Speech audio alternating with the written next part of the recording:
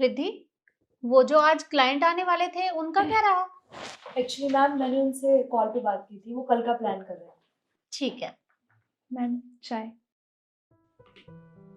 तुम कौन? वो जो चाय वाले अंकल आते हैं ना, उन्हीं की बेटी हूँ।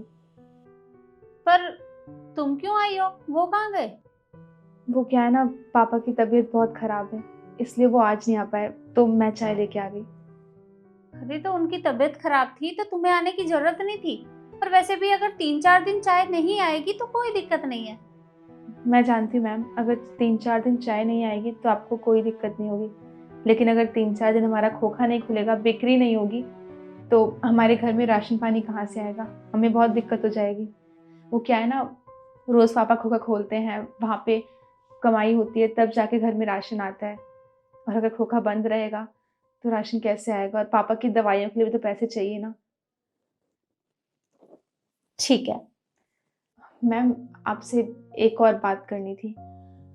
वो क्या है ना कि कोई जल्दबाजी नहीं थी, पर पापा की तबीयत बहुत ख़राब है और थोड़ी पैसे की भी तंगी है, तो अगर आप हिसाब कर देंगी तो थोड़ी मदद हो जाएगी। पर बेटा, मुझे चाय का हिसाब के बारे में नहीं पता। अब तुम्हारे पापा भी नहीं आए हैं तो फिर मैं हिसाब कैसे करूंगी?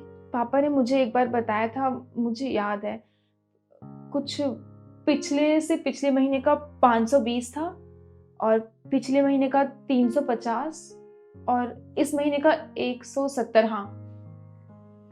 ठीक है रिद्धि, टोटल करके और इनका पेमेंट कर दो। 1040। अरे तुमने तो हिसाब जोड़ भी दिया। मैम साहब, छोटा सा हिसाब था, इसमें क्या जोड़ना था? अरे मैम, बकवास कर रही है ये। घर से हिसाब लगा के आई होगी। इसको क्या पता एक चाय वाले की लड़की ऐसे कैसे हिसाब लगा सकती है। नहीं, आप गलत समझ रही हैं, मैं घर से जोड़ के नहीं आई हूँ, मैंने अभी अभी ही किया है। अच्छा, तो तुम घर से हिसाब नहीं लगा के आई ना, तो मैं तुम्हें डिजिट देती हूँ, उनका हिसाब लगाना, ठीक है? 710, 520 और 490 कितने हुए? 1 मिनट, मैं कैलकुलेटर निकालती हूँ। 1720। अरे वाह, मैंने तो कैलकुलेटर निकाला भी नहीं था और तुमने जवाब दे दिया। मैंने बताया ना, छोटा सा हिसाब था, इसमें क्या इतना सोचना था? मैम, मैंने इसे ना बहुत छोटे नंबर दिए थे।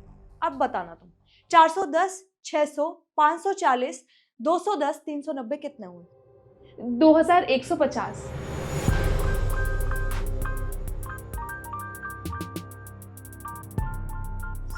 सही कहा?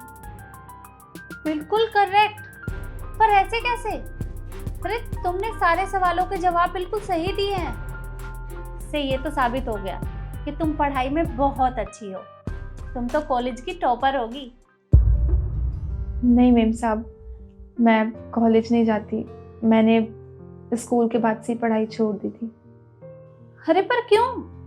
वो क्या है ना मैम साहब, हम गरीब लोग हैं, हमारी परिस्थितियाँ हमेशा एक जैसी नहीं होती है, और अपनी परिस्थितियों के हिसाब से ही हम काम करते हैं। मैं ना पढ़ने में बहुत अच्छी थी, और मेरी मैथ्स तो बहुत अच्छी थी, सर मेरी बहुत तारीफ करते थे, पर जैसे जैसे हम लोग बड़े होने लग गए, पैसों की तंगी होने लग गई, और घर का खर्च भी तो बढ़ जाता है ना, तो फिर जो पैसे पढ़ाई में जाते थे वो बहुत ज़्यादा हो गए थे। और पापा कहीं ना कहीं से पैसे लेके तो आ ही जाते थे, पर पापा को ना इस हालत में मुझसे देखा नहीं गया, तो मैंने सोचा मैं ही समझौता कर लेती हूँ हालात से और अपनी पढ़ाई छोड़ देती हूँ। इसलिए मैंने अपनी पढ़ाई छोड़ दी, और सोचा कि जब पापा के पास फिर से पैसे आ जाएंगे, कमाई अच्छी हो जाएगी, तो मैं फिर से अपना एडमिशन करा लूँगी। अब 12वीं तक तो सरकारी स्कूल में पढ़ ही सकते हैं, और आपको पता है जो हमारा सरकारी स्कूल है वो बहुत अच्छा है, मैंने तो बहुत अच्छे से पढ़ाई की है वहाँ पे। और अब जब देखती हूँ बच्चों को पढ़ने जाते हुए ना, तो बहुत मन करता है कि काश मैं भी चली जाऊँ। मेम साहब, अब तो किसी से हम किताबें भी नहीं मांग सकते ना, क्योंकि अब तो लोग किताबें भी पैसों में ही देते हैं। बाकी मेरा बहुत मन करता है कि मुझे किताबें पुरानी ही मिल जाएं, मैं घर पे बैठ के अपना पढ़ लूँगी, मुझे पढ़ने में बड़ा मज़ा आता है। और वैसे भी मैं अकेली थोड़ी जिसने अपनी पढ़ाई छोड़ दी है, मुझ जैसे तो बहुत बच्चे हैं जो किसी ना किसी मजबूरी की वजह से अपनी पढ़ाई छोड़ देते हैं और आगे नहीं पढ़ पाते। सॉरी बेटा, मुझे तुम्हारे घर के हालातों के बारे में पता नहीं था। अगर मुझे पहले से पता होता तो मैं तुम्हारे पापा की जरूर मदद करती। पर तुम चिंता मत करो, आगे से तुम्हारी पढ़ाई का जितना भी खर्चा होगा वो सब मैं देख लूंगी, क्योंकि मैं हर महीने किसी ना किसी को डोनेशन करती रहती हूँ, कभी अनाथ आश्रम में, कभी वृद्धाश्रम में। और अब भगवान ने मुझे बच्चों की मदद करने का मौका दिया है तो मैं मदद जरूर करूंगी। और हाँ, तुम्हारे जैसे जितने भी बच्चे हैं जो किसी मजबूरी की वजह से पढ़ नहीं पाते, मैं उनके लिए भी पढ़ाई का बंदोबस्त जरूर करूंगी। मेम साहब, आपका बहुत बहुत शुक्रिया। आप नहीं जानते कि आपने कितनी बड़ी मदद की है हर उस बच्चे की जो अपनी पढ़ाई पूरी नहीं कर पाता है मजबूरी की वजह से। आपको नहीं पता आप कितना नेक काम कर रही हैं। कोई बात नहीं बेटा, अब भगवान ने मुझे इतना अच्छा मौका दिया है तो मैं इसे हाथ से थोड़े ना जाने दूंगी। तुम 1 मिनट रुको। रिद्धि, जरा पैसे देना।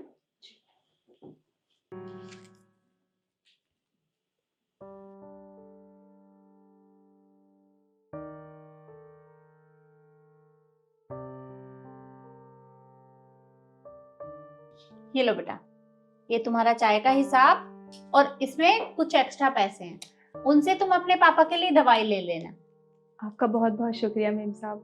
वैसे एक बात कहूँ, अगर हर किसी की सोच आपकी तरह हो जाए ना तो हमारे देश में हर बच्चा पढ़े और बेरोजगारी तो बहुत दूर हो जाए। हाँ बेटा, ये तो है। सुनो, आई एम सॉरी, मैंने तुम्हारे साथ बदतमीजी की, मुझे ऐसा नहीं करना चाहिए था। कोई बात नहीं, इसमें आपकी कोई गलती नहीं है। वो क्या है ना, हर कोई हमें हमारे पहनावे से ही जज करता है, पर मेम साहब हर गरीब अनपढ़ नहीं होता। ठीक है बेटा। देखा रिद्धि, हालात चाहे जैसे भी हों, पढ़ने वाला बच्चा हर जगह पढ़ ही लेता है। आप सही कह रही हैं। अच्छा ठीक है, तो तुम जाओ और अपना काम करो। और हाँ, वो क्लाइंट आए तो मुझे बता देना। या श्योर।